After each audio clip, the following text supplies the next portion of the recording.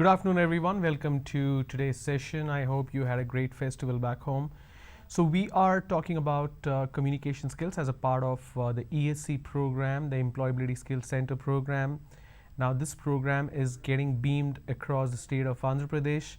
You can either watch it on the satellite television, MANATV, as well as the YouTube channel of MANATV.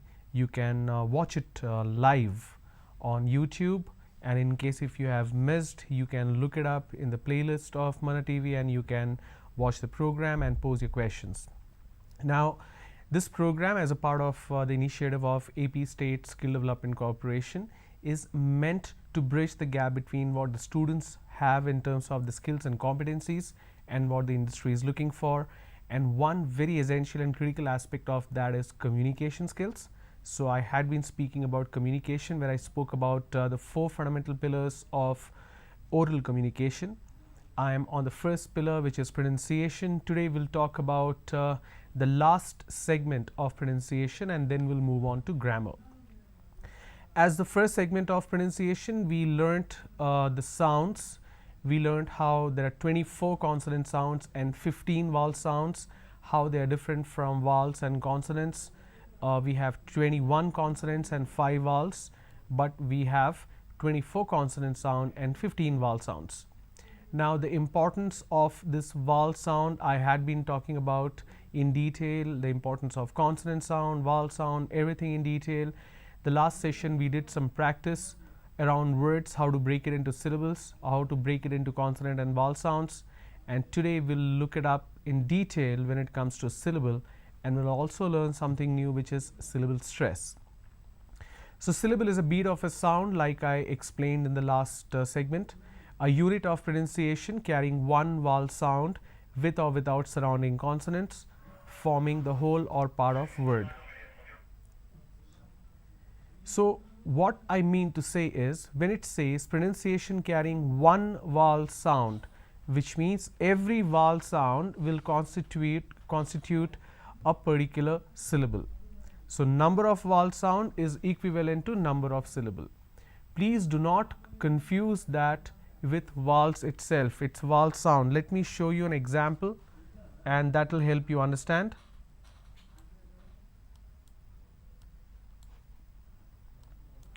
Let me expand this a little bit so that you can see it clearly. All right. Take for example, I have a word which is country. Okay. All right. Now, how many consonants do I have? I am only talking about consonants and not consonant sounds. So I have C, N, T, R, Y. So C, N, T, R, Y, these are consonants, and vowels I have O and U. Now let's look at how many consonant sounds we have.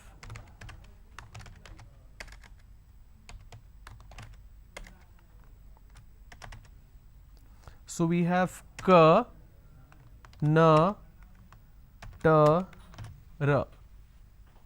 country. We have just 4 consonant sounds. And how many vowel sounds you have? We have K, then we have E, country. So number of vowel sound will define number of syllable. So how do I break it into syllable? If I have to break this word, country. Okay. Now I may have a word where there are multiple or say more number of vowels but less number of vowel sounds. Let's quickly look at one such example.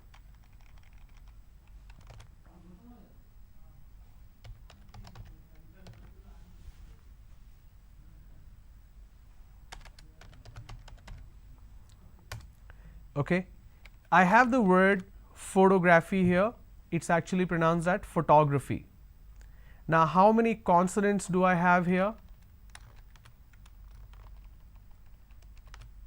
I have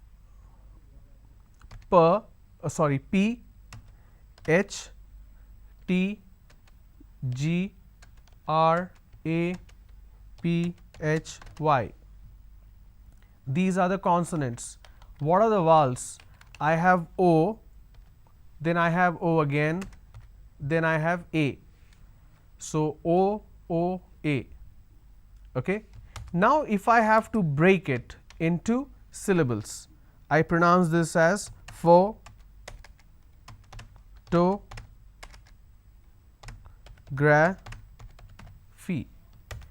How many syllables do I have? I have 4 syllables, but I have only 3 vowels. So number of vowels doesn't signify number of syllable. Number of vowel sound signify number of syllable. So let's see how many vowel sounds do we have. So I need to break it into all the sounds. It starts with the first sound, pho. It's photo, g, r, a, f, e. Okay, it's photography. Photography. So how many vowel sounds do I have? 1, 2,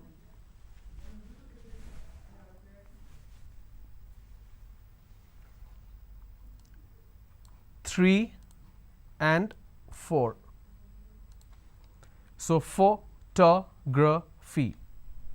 Please remember, this is where most of us make mistakes. Vowel sounds are equivalent to number of syllables. So we have 1, 2, 3, 4. We have 1, 2, 3, 4. Photography.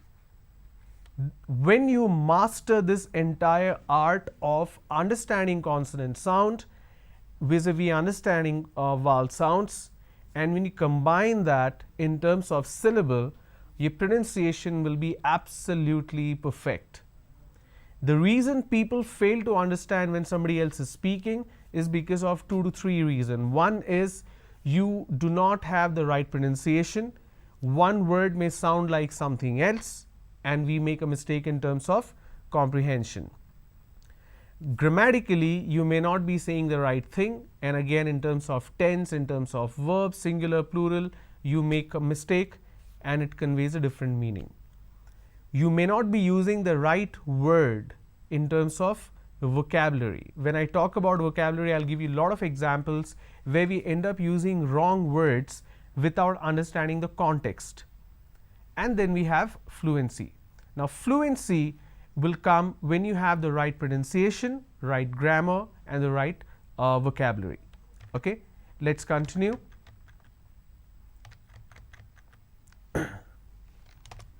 So we looked at example. So pen has 1 syllable, pen. Then we have pencil, 2 syllables. Then we have computer, 3 syllables. And then we have technology. Now how do I pronounce this? Technology. It's technology. And there are 4 syllables here. Okay. The point that I was making in terms of the last session was there are certain words which has pretty much the same pronunciation. Some of the word may have the same spelling, but it needs to be pronounced differently, and that is what it denotes differently in terms of parts of speech and in terms of context. Let me give you example that will help you understand. We have a word which is project. I gave this example earlier as well. I can use this on a sentence, and it says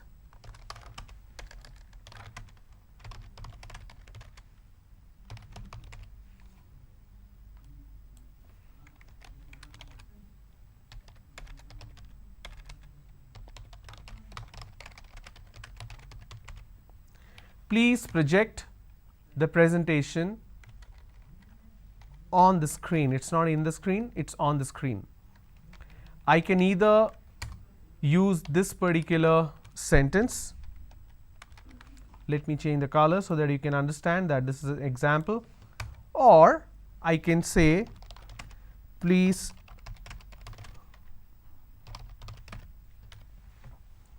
now this particular word is common between both the sentences, right? This is what we are talking about. Now, when I am using the first sentence, I am supposed to pronounce this with a stress where I say project. This is the word, but I need to stress on the second syllable. There are two syllables, right? But I need to stress on the second syllable. When I do that, it means it's a verb. Now, that's a rule of pronunciation. When I'm stressing on the second syllable, it's a verb. Okay? When I'm stressing on the first syllable,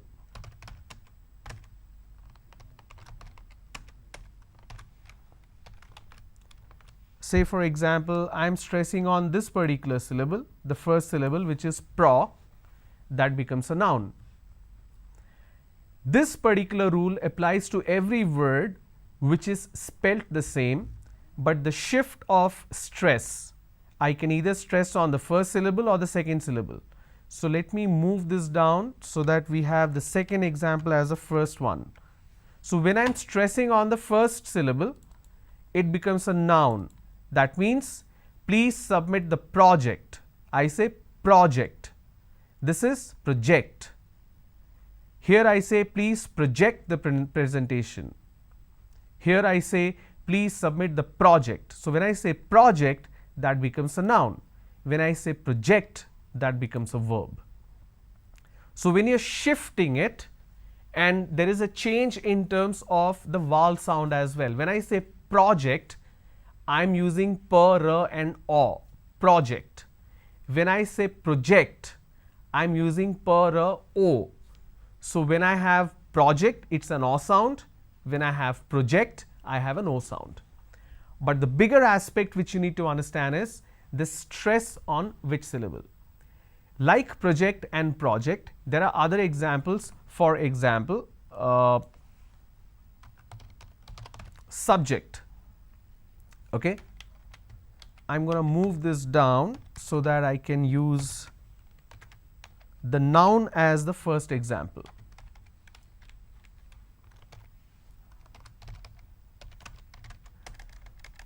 So, let me use the example.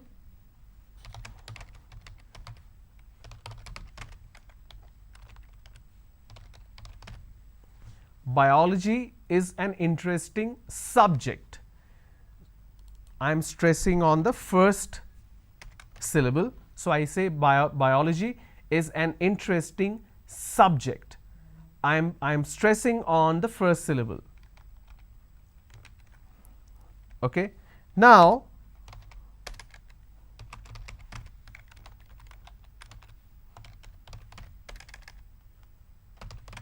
I am using another example.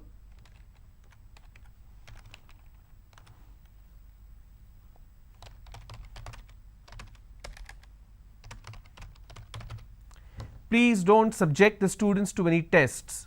So, here my stress has moved to the second syllable.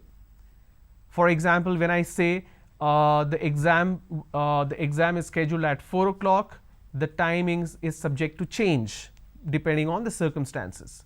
So, that becomes a verb. Okay.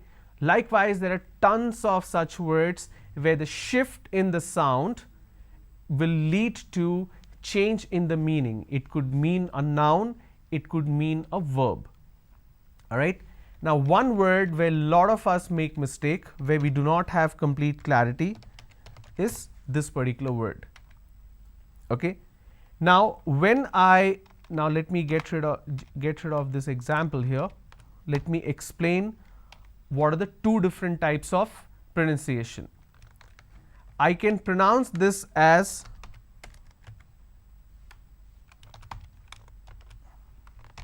now there are, first of all, there are two syllables, right?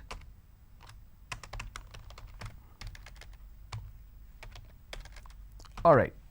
Now I can either pronounce this as k or n, then tent. I can either pronounce this as content or I can pronounce this as content. So content, content. We don't really understand what to be used where. That is where we make a mistake. Now when we pronounce this as content, the meaning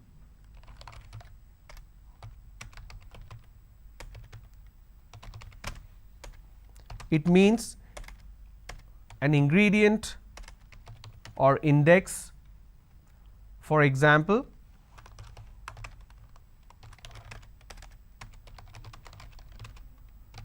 please give me the content for the training. Okay. Now when I say content, let me change the color here.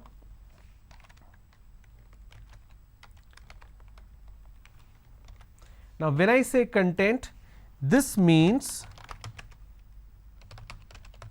being happy. For example,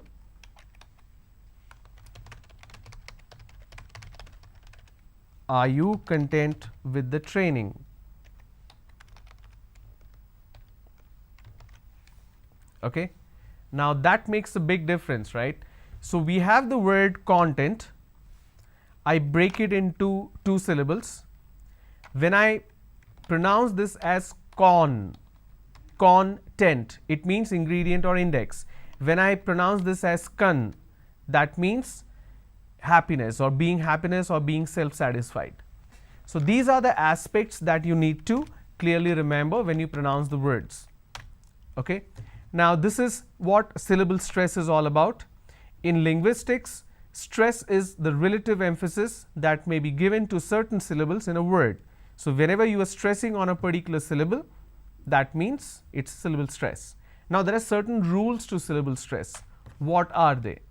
There's something called penultimate and there is something called anti-penultimate. So I'll talk about anti-penultimate later. What I want you to do is draw this diagram on your notebook to make a note of it.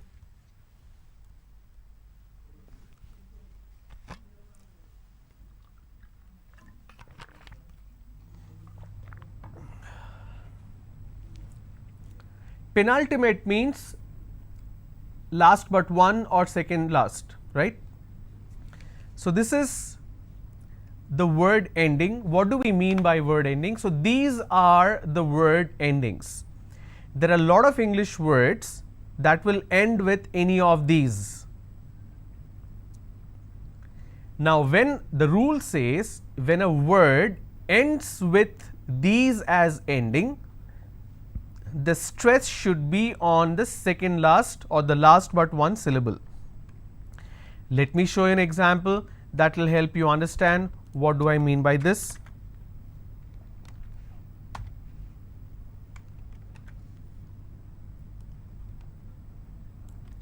Okay, we are learning about, let me bring this down. Which rule we are looking at? We are looking at penultimate rule. When you have any word that's ending with IC, IOUS, EOUS, SION, TION, the stress should be on the second last syllable. So let's take a quick look at it. Okay. If I have a word which is panic,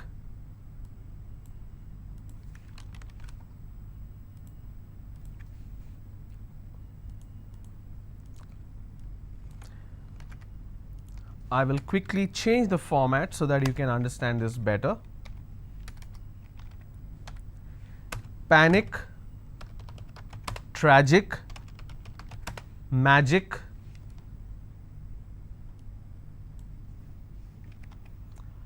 any more words that ends with IC? Picnic. Okay.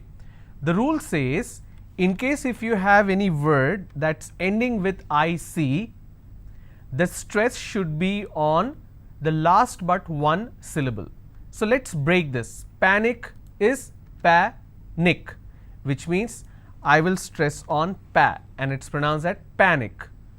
Tragic, tragic, I will stress on tra. Magic, I will stress on ma. Picnic, I will stress on pick.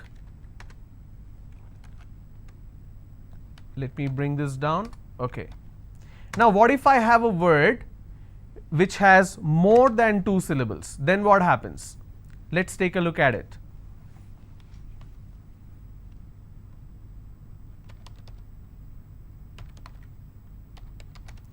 Geographic. How many syllables do I have? Ge-o-gra-phic. And the rule says if I have a word ending with IC, I need to stress on the second last syllable. So I'll pronounce this as geographic. If I have another word, photographic, somebody has a photographic memory. So what are the syllable break? It's pho-to-gra-phic. And since it's ending with IC, I will stress on gra. So whatever is the word ending, like you saw, look at the word ending and stress on the previous one. So this is the word ending syllable, this is the previous one. Okay. Let's look at IOUS now. Examples: pious. Now since this itself is a complete syllable, so it will not apply here. Okay. Conscious. How many syllables do I have? 2. And I will stress on con. Conscious. Okay. Precious. How many syllables again? Precious. I will stress on pre. Same thing applies for EOUS as well. For example, I have a word gorgeous. So gorgeous, 2 syllable, I will stress on gore. SION, tension, pension.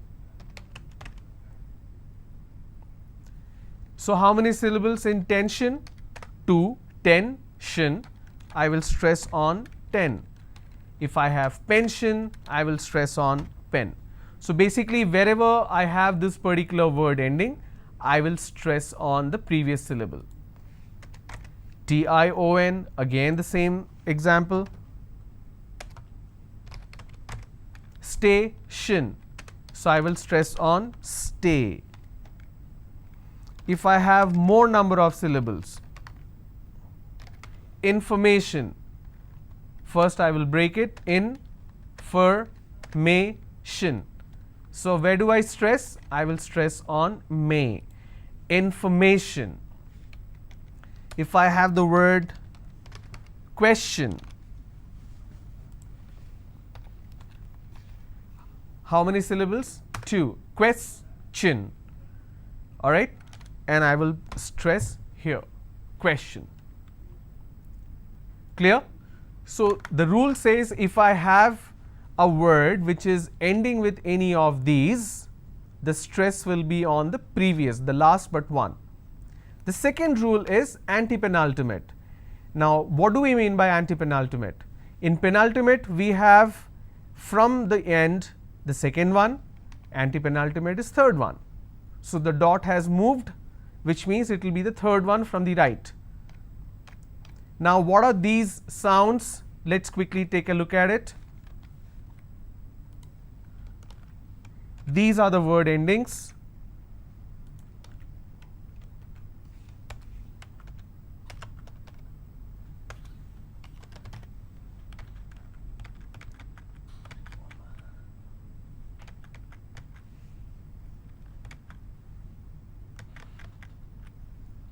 All right. So let's take a look at certain words where it ends with cy. For example, policy.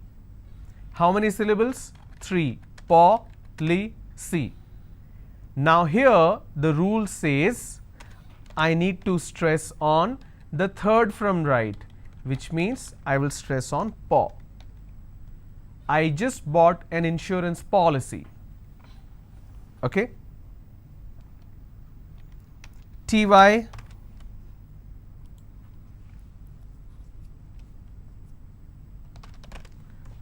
What if I have a word which is city, which only has 2 syllables?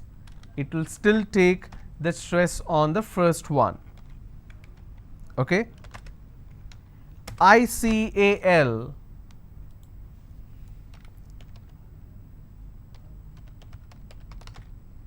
Geographical. How many syllables do I have? Ge-gra-phi-cal.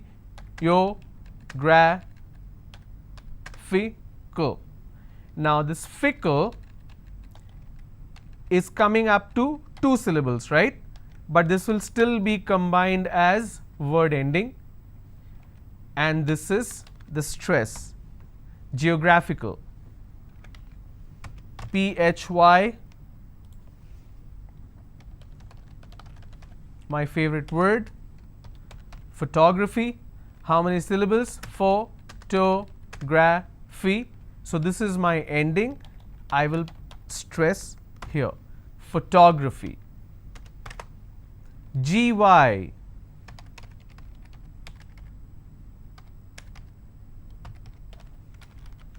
Technology. How many syllables do we have here? Technology.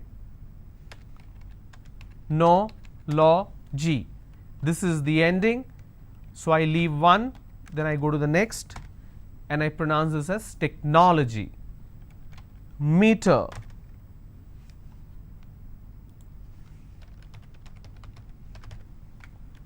We all pronounce this as thermometer. Thermometer. It's not thermometer.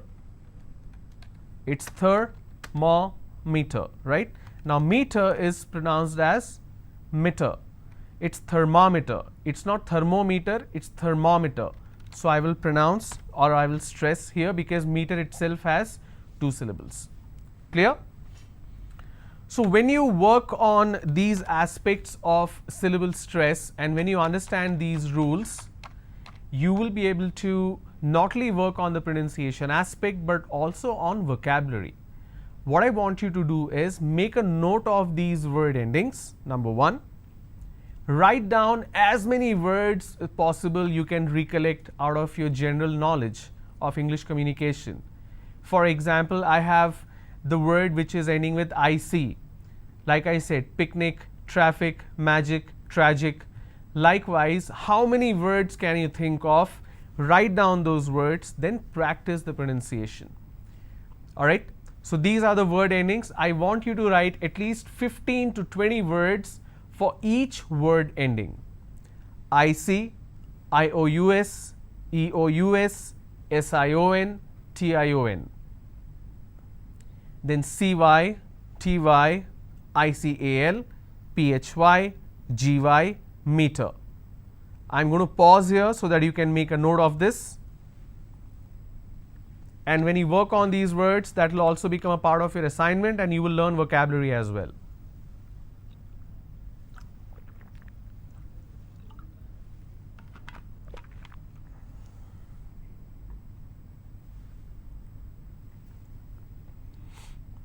All right. So I hope this was helpful.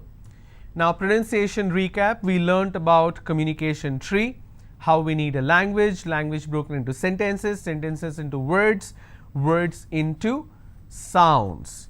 We learnt about consonant sound. We have 24 consonant sound and 15 vowel sound. We also learnt syllable, which is a unit of sound in every word, and syllable stress. So we are done with the first pillar, Now we move on to the second pillar, which is grammar. Now what do we mean by grammar? It's a system of a language, rules of a language. Now why do we face problem in terms of grammar? That is because of mother tongue influence. For example, if I'm thinking in a particular language, I do a literal translation to any other language that I'm speaking in. So what happens is the word order gets changed. When the word order is changing, it leads to grammatical issues, it leads to comprehension issues, whoever is hearing you or listening you.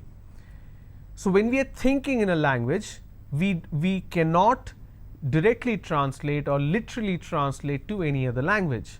That it doesn't work like that. For example, I spoke about this particular Telugu word, which is Yendukante. I hear a lot why because. When people talk, they keep using why because, why because, why because. That why because they use because they are using a Telugu word directly translated into English. Please don't do that because it does not make sense, right? Like we ask, what is your good name? Now there's nothing called a good name or bad name, it's just a name. So this happens because of mother tongue influence, and mother tongue is a language which we learn from childhood, and that is a language in which we are thinking, our subconscious mind. All right. So it leads to a change in word order. It leads to loss of sentence integrity, misinterpretation and miscommunication. Now we need to understand the parts of speech. I'm going to shift over to another module which I have prepared for you guys.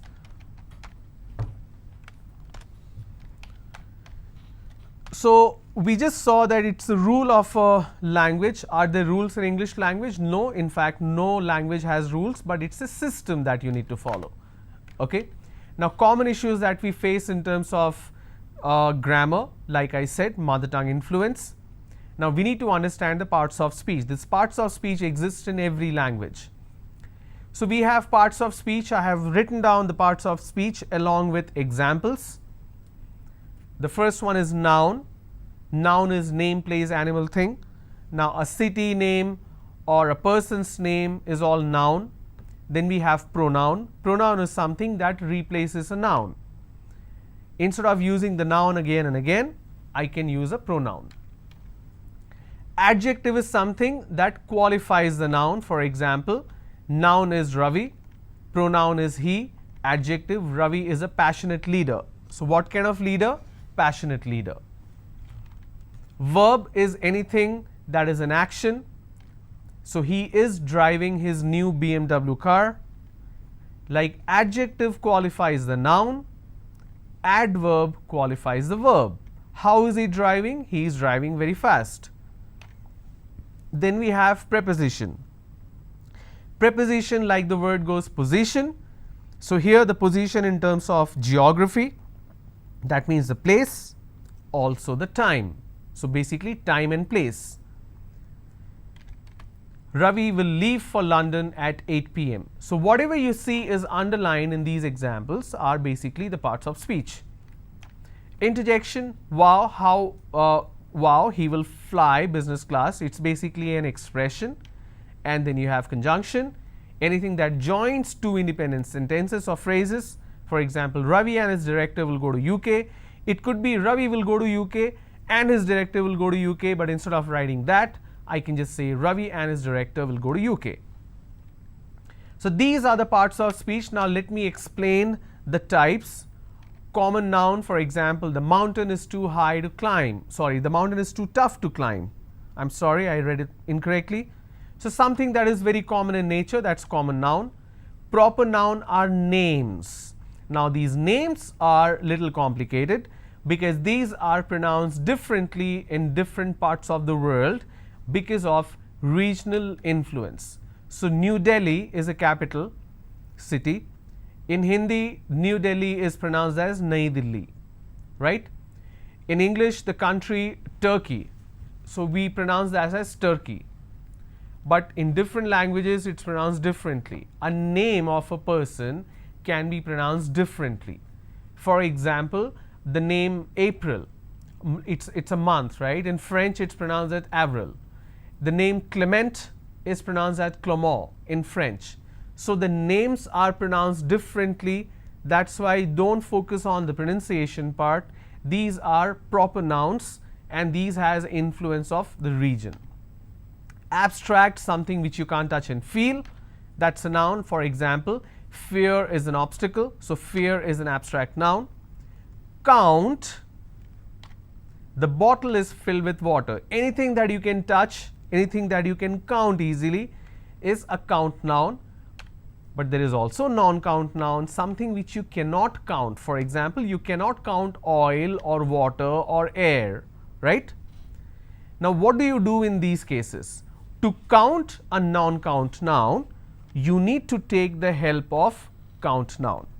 For example, I have water. Now this is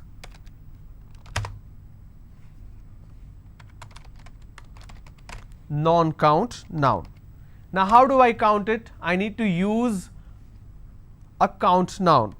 For example, I have bottle, which is a count noun. In order to measure water or to count water, I need to make use of count noun. For example,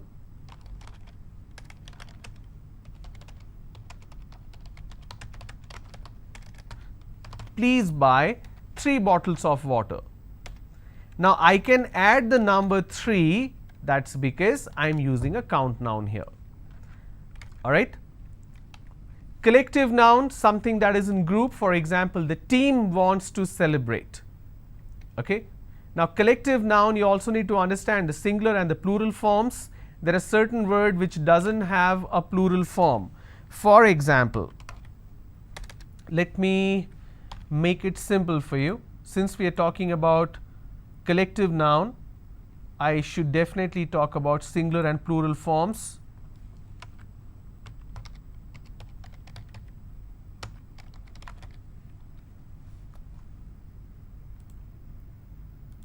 The reason I use a PowerPoint because it's easier to display quickly rather than a board.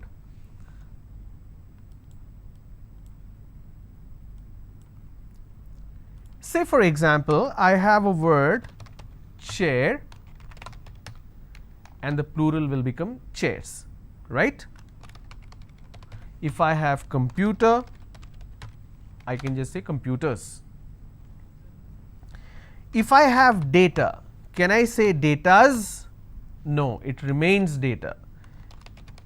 If I say information, it still remains information.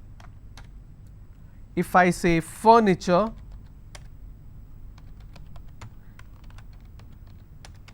it still remains furniture.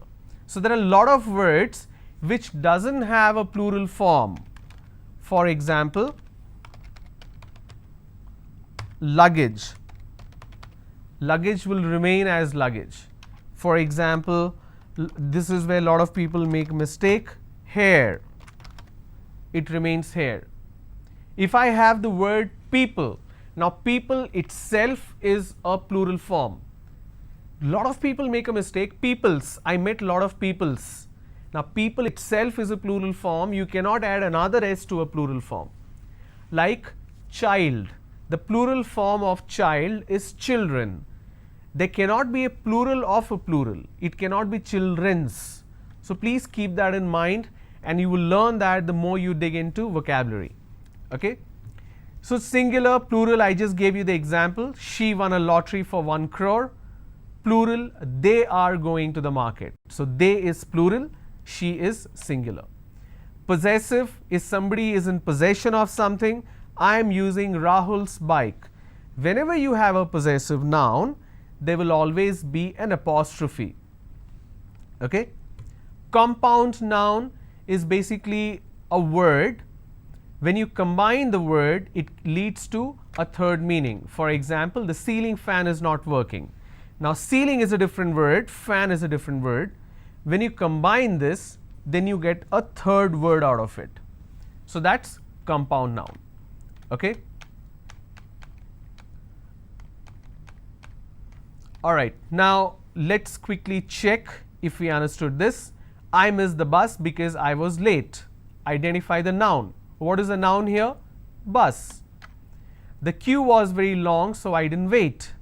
The noun is queue. The distance was too long to cover.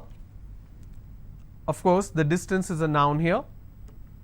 The singular and the plural form, I just gave you certain examples.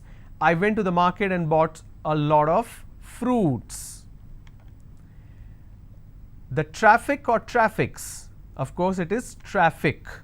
They cannot be a plural form. I have to cut my hair or hairs, it's hair. There are so many different type of people or peoples. Now it should be types, alright. I have to buy a lot of furniture or furnitures, it should be furniture.